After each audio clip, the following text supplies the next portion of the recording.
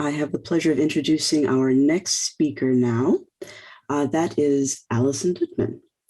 Our next speaker, Allison Duettmann, is president and CEO of the Foresight Institute, an organization which catalyzes work on science and technology that is too early stage or interdisciplinary for legacy institutions to support. At Foresight, Allison oversees strategy groups in areas such as biotechnology, nanotechnology, and computer science. And she'll be talking to us today about how goals in these fields could benefit from support that's invisible to external talent and funders. Allison proposes that tech trees can help map undervalued opportunities for progress, and that DAOs can help to incentivize it. And as a frequent player of the Civilization video game series, I'm very interested in the tech tree concept. Welcome to the podium, and we're all very excited to hear from you. Thanks a lot for porting me over. I'm really excited to be speaking here today. Obviously, I think the selection of people is really just nothing short but from remarkable. And it was really fun to be in the chat. I'm hoping that many of the conversations, I think, as Evan mentioned in his talk, also actually lead to projects afterwards. So really excited for this. And I heard many great things about the first one. So thanks for having me for this one. I'm hoping it's not the last one. I think that the best things happen when you actually have follow-up. And so this is, I think, a really great opportunity to make that happen. So thanks a lot for that. I should preface my talk with saying I will try to keep it to 20 minutes. I would love ultimately to hear from all of you guys. So if you have any questions, suggestions, or something that you want to share, then please just feel free to put them in the chat. And I would be super grateful if, Kola, you can maybe help me steward them, shepherd them here, so we can have an actual good discussion. My pleasure. Wonderful. Thanks a lot. I think the chat's on fire. Really cool. I've noted down a bunch of references already. And it's really great to be a part of this. I should say that this comes at a really interesting time. Evan and I think, last saw each other at the DeSci event at ETH Denver. And if now everyone hears DeFi, that's, I think, not without reason. And so DeSci is really this kind of like, Web3, I think pretty Web3 native movement of trying to, improve on the basically suboptimalities in scientific progress that, that I think many of us see like shining through the cracks on a day-to-day basis, and using decentralized tools to actually like re-decentralizing science a bit. And it was really wonderful. We had basically like a pretty community-run subtrack at ETH Denver on this, and there were probably one at the ETH Amsterdam as well. And so that's really quite an emerging community. So I just wanted to, say that many, even like many projects, or like many ideas here, we had many similar threads at this, at the DeSci event there. So I think that it's really, it's all culminating into like this really wonderful movement of trying to kind of like band together as a community and do, I think, the meta science or decentralized science movement all better together. So really excited to be a part of this like global movement. And I want to give you maybe a glimpse into one of the many projects within DeSci. I should say that I'm coming from it from a different perspective, rather than me being Web3 native or Foresight being Web3 native. We have supported science and technology for a long time, and we are now seeking better ways in which we can do this through the Web3 layer. And so that's why I'm super excited to present here, because I know that many folks here are more sophisticated in the Web3 space, even though I think that for the Foresight community is relatively sophisticated in it. I'm sure that you have lots of really good ideas for how to actually improve more of the hard science aspects that I can maybe present on now. So I'll give you two ideas, which are tech trees and DAOs. And I think ultimately those are very community-run projects, and there's tons to improve. So if any of this excites you, then I would feel really fortunate if you guys were interested in just joining the efforts. There's a lot to do. Okay, cool. In a nutshell, I want to do three things: tell you what Foresight is, what we've been doing, tell you about the tech trees, and then tell you about the DAO, and hear your input on all of this. So in a nutshell, Foresight actually has existed for over 35 years now.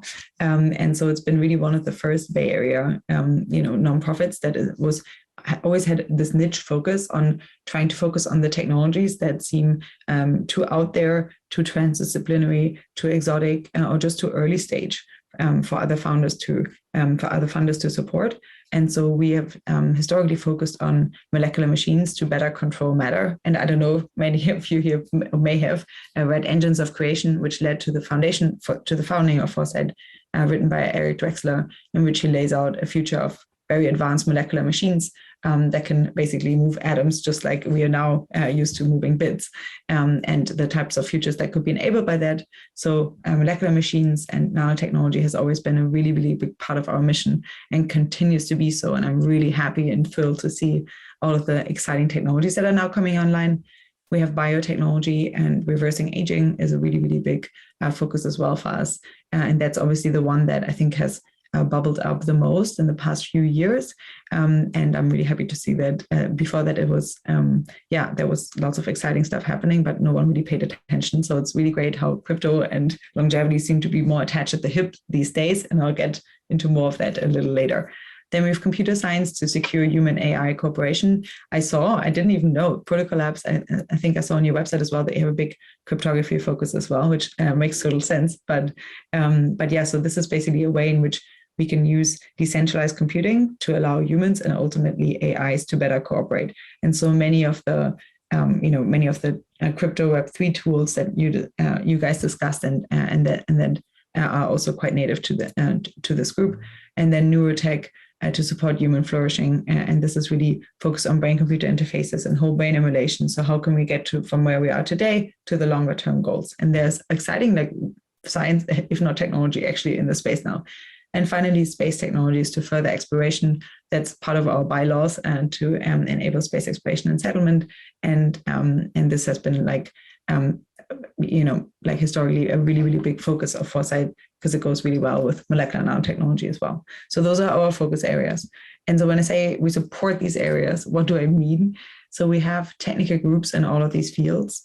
And so here's the programming of all of these groups. And the programming really means that we have small expert groups of we started off with around 100. Now in each of these groups, we're about 250 or something of people that are either invited or that apply via application form to join a smaller kind of interest group with aligned funders, founders, researchers, and so forth to actually think a little bit more long-term about what could push their field along. And so we always have a few people in the group present to the rest of them through virtual keynotes. And so usually I run these virtual seminars, I would say most days. And this is really just to generate common knowledge in the community, what other people in the community are working on. And so it's really just to get other people up to speed on what is the current cutting edge state of the art. And even if not everyone joins every single seminar, at least through the email list, everyone stays up to date and always knows what other people are working on. And so we have this in all of these fields, and these groups are really, really fantastic. I'm always pretty flabbergasted by the types of more interdisciplinary that comes out of these groups now. We had a few highlight presentations. I think someone who may be also a name here as Michael Levin joined and really just discuss his pretty insane bioelectric networks approach to biotechnology. And so those are usually really good fun to educate folks that can't be in the meetings, because in the meetings we also have pretty technical discussions.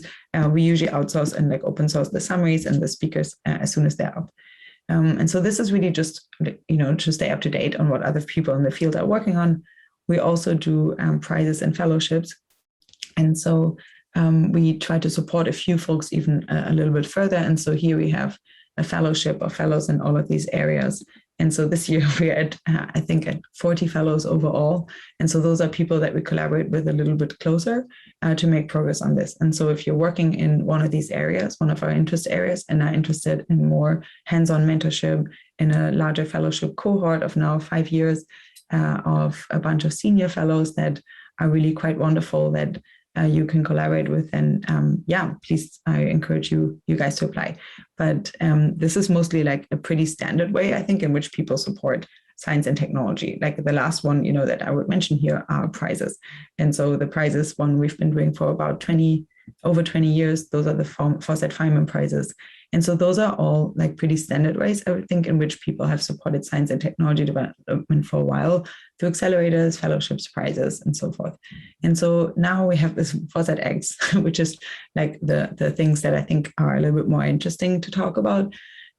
One thing, for example, that we do in these groups, we have annual technical meetings, actually, where everyone meets as a technical competition. And if you're interested, you can find all the competition videos here. But like the reason why I'm showing you those really is because like all of this, it's really difficult to stay up to date. And when you're a new person entering the space, I'm getting lots of emails always of like, okay, what is actually happening? I want to invest, I want to fund. How can I make the biggest bang for the buck? So what we're doing every year is we're creating these reports that is trying to basically summarize the entire field based on what we think is happening in the space. Through these pretty lengthy reports, we try to make a little bit of a risk analysis, which is really like a best guess on our end. And then we try to summarize the space. We try to summarize a timeline of the space and so forth. This is produced by Aaron King, our research director. And we also try to always kind of like point to a few potential next challenges to tackle. But even this is really hard to digest for someone who's new in the field. So we're like, okay, this is all too complicated. We need to make it dead simple for someone new in the space. And that could be talent, or it could be funders, or it could be another type of supporter to just figure out quickly what's going on and how can I plug in. And so that's why the tech trees. And so, I mean, I can't see the chat, but who of you guys here has played Civ, the game? I'm assuming it has been quite a lot of you. And so this slide should really be quite, I think, approachable to many of you.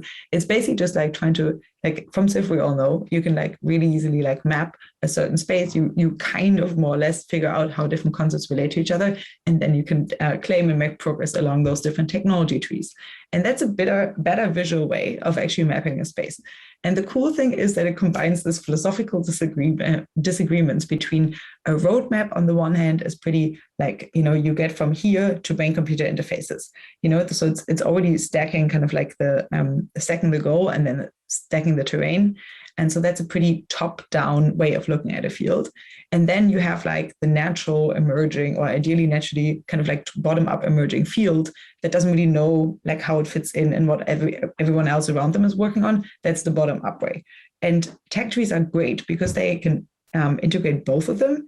So tech trees basically map a space bottom-up, so that then different agents can actually chart the terrain through the tech trees and build roadmaps on top of them. And so it's really mapping both of these centralized and decentralized scientific angles. And so we're currently building out these technology trees for all of the areas that I just showed you. And so the features are that they're digital, and so they're constantly updating in each of these areas. They have a comprehensive list of companies, labs, and advocacy groups in each of these different areas. They are being done mostly through our technical seminars that I just showed you, and through interviews with domain experts that happen off the record. These domain experts also produce bottlenecks and bounties and challenges. And so I think Tom Galeo mentioned this earlier. If you ask someone, you know, what's the number one thing I could fund, most of them will tell you my lab. But if you ask them, what is a number one challenge that you'd like to see solved that is not your own work, then they produce really, really, really wonderful challenges for the field. And so we can then put these challenges up on the tech tree at the individual local area that we're mapping with them, and actually put bounties on them, enable crowdfunding mechanism. And that's what I'll talk about, I guess, in a second. But, you know, safe to say, those are a few of the main features that we want. We currently have a really wonderful team of people. And so those are our tech tree leads. On the molecular machines tree, we have Yuaning Feng. He was a postdoctoral fellow at Northwestern University with Nobel laureate Stoddard, who also won a Feynman Prize a while back. Neurotech, we have a really fantastic researcher from the Max Planck Institute. Intelligent Corporation, we have Ying Tong. Lei, she was at Zcash at the Electric Coin Company space. We have Roman Fontaine and Aaron King, the research director at Foresight, whose slides I stole. But safe to say is the team is really great. But what they're crucially doing is they're asking questions. So they are doing like a literature analysis in the back and scraping data to find out about a bunch of the labs that they're investigating. But they are really one-on-one, always talking to domain experts. Show me this node. How can I make progress, and so forth. And so what has happened? Well, we have contacted a bunch of domain experts, we have the teams assembled, and we have the first prototype trees scaffolded. And we currently have an online tool that's being constructed and a bunch of prizes that I'll show you in a second. But just so you don't have to take my words for it, those are very, very early prototypes. And so please take them with a big grain of salt. But this is what the current longevity tech tree looks like. And basically, if you click on any one of these icons, for example, then you can, they basically zoom out these nodes, and then you have things like actual nodes where you can list the advocacy groups, labs, companies, and so forth. And this is where the challenges will go. And also like a little bit of a better understanding of what the space actually looks like. And you have that for lots of different individual nodes. And so these are currently being constructed for all of the different tech fields. This is one that is currently for the neurotech area. I won't zoom in enough because, they're really just state of the art, but you can tell that they're already looking a little bit different. And so we're kind of taking a pretty experimental approach to even mapping the space. So this one here is the molecular machines one, and looks very, very different than the others, right? And so you can just tell that we started this now a month ago. And so we already, I think, learned a ton. And it's really, really fun to always be a part of the kind of debriefings and just letting people take different strides and growing different trees in different areas. I really love the decentralized computing tech tree as well, which I think is really relevant for lots of the work that you guys are doing. But yeah, in a nutshell, those are the trees. Ultimately, we're also currently building out a tool. So this was developed by Kai and Mika, and this is just to show you what a tool at the end of the day could look like, because we're building a scaffold in the back. But then ideally, it should, if you want to edit a mode, you can just click on edit. You can then click on plus. You can put in whatever you want to edit here. You can hit name, email, submit, and then in the back end, it populates a database that different domain experts can review and either accept or reject a node. We're obviously not there yet. We've just started this, but this tool is already there and rough and ready, thanks to Kai, and the other trees are currently being sculpted on top of this. And ultimately, though, this is also still, somewhat of a prototype, and that's where Web3 comes in, right? So what we basically did is we were like, okay, so we would love to do a better way of actually building these technology trees. And we were obviously not the only ones. This is from Trent McConaughey from Ocean Protocol. He built this civilization graph, call it the map of basically from here all the way to Dyson spheres and beyond. And I got really interested in this. So I contacted Trent. I was like, hey, we should really chat. We're doing something similar, but we're doing it mostly for individual domain areas here. And then obviously, a few weeks later, Balaji tweets something very similar, also about the SIF tree. And so I contacted Balaji and I was like, hey, it looks like we're doing something pretty similar. And then a few weeks after that, I could talk to Evan from Protocol Labs, and Protocol Labs also has a very similar interest, even in the interest areas. And so again, hey, we should probably all band together and do something with this. And so what we've currently been doing is opening up another bucket here, the Maps Map Challenge. And so the Maps Map Challenge is basically a hackathon that we currently run with Evan being a judge, Balaji being a judge, Trent being a judge, then Eric Anderson, Seda, and a few other really fantastic folks that basically came together and that all want better mapping tools. And so we're like, okay, let's just create a hackathon so that different people can actually build better tools for even building these tech trees. Right, the current tools that we have, as you can see, they're on Google Drives. They're and some of them are hand drawn. And so, how can we actually build better tooling for this entire thing? And so, we have currently ongoing hackathon. There's still now 10 days to apply. The idea is that we want basically tech trees being built by the community that are great looking, that are really interactive, that are granular, so where you can really pick your poison, and that are multi-perspective, that allow forking, that are interoperable, and then allow, crucially, the Web3 incentivization. So if you're interested in that, really welcome you to check out the mapsmap.org website. And so we are building better tooling right now. But I think this is a Foresight adjacent project, I should say. That's because many different communities, including Protocol Labs, want better tools. And so we banded together on this with Protocol Labs being a really, really gracious sponsor of basically doubled our prize money for this. So thank you guys. That made a really big difference. So where are we now on the Foresight tech trees? Basically, the first, we thanks to VitaDAO, which got 180K quadratic funding matching in the last matching round from Gitcoin, we're now launching the first longevity prizes together with them on actually making progress on a bunch of challenges, including some on the tech tree.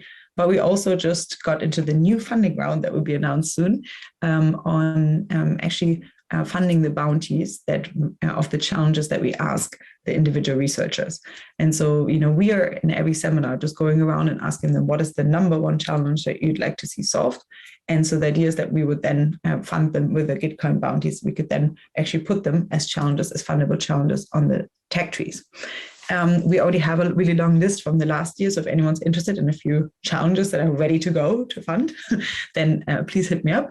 But ultimately, I think one thing that I don't like about just bounties is that, let's just say, there was a bounty on each of these and people, just submit something once, right? Ideally, what you want is DAOs sitting at all of these challenge angles here. Let's say we come up with a really grand challenge that could probably be tokenized and get into its entire ecosystem. So here's something really long-term.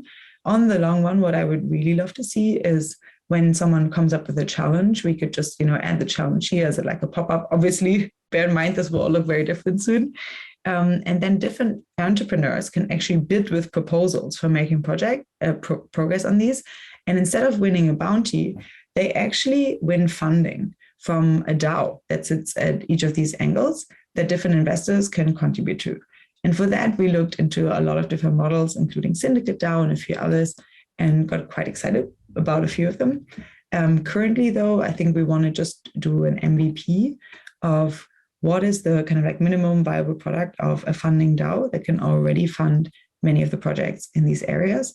And so currently what we're setting up is a DAO, like a funding type DAO structure that operates pretty much still like I think Balaji calls it a CEO VC. So that is ultimately still run where individuals can make specific decisions, but where a community can actually get much more rewarded for the due diligence that they're already producing. And so if you're interested in that, this is the link where this goes to. But I think, one thing that Foresight has always been really fortunate about is really that we operate via this really incredible community. So when I showed you our fellows, we have this really amazing list of mentors as well, of long-term donors and so forth. And so they're already doing this really fantastic work of actually verifying and vetting proposals of our fellows and so forth. But what I'm currently doing the whole day is running around like a headless chicken between our mentors, our fellows, our projects that come out of the workshops, and just try to basically market make and try to have those projects being funded by different mentors that are also investors. And so the DAO, I think, as a first kind of like procedure, as a first MVP, really will just go out and fund the projects in our ecosystem that are in our interest areas. And so with all of the 40 fellows that we have, I think it's almost 2/3 that are fundraising right now. And so it's really about trying to tie together like a very quick pool by which those projects that are a little bit too niche and too out there for other funders to take them on can get quick funding from the community and also the mentorship that already comes with our programs. And so why am I telling you this? Because of 3 reasons.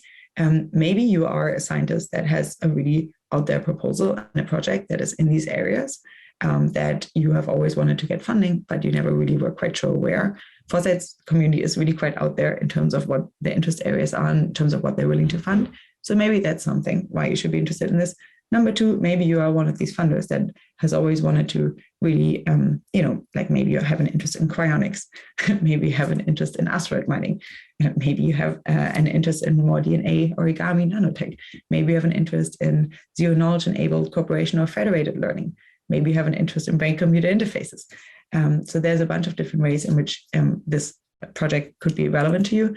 And lastly, and this is really mostly relevant, you guys are all really good and skilled in Web3 technologies and structures. I gave you a few ideas here, but ultimately what I always run into, the moment that I want to lean out of the window and go all into Web3, I always think of our scientists.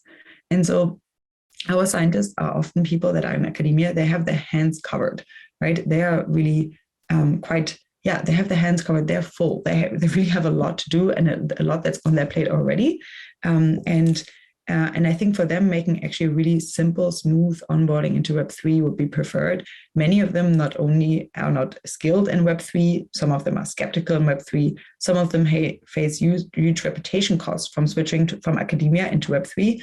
And the smoother we can make the transition, I think the better. So if you're interested in, coming up with better structures that are actually tailored towards the scientists that we seek to serve, then I would be really thrilled if you also reached out.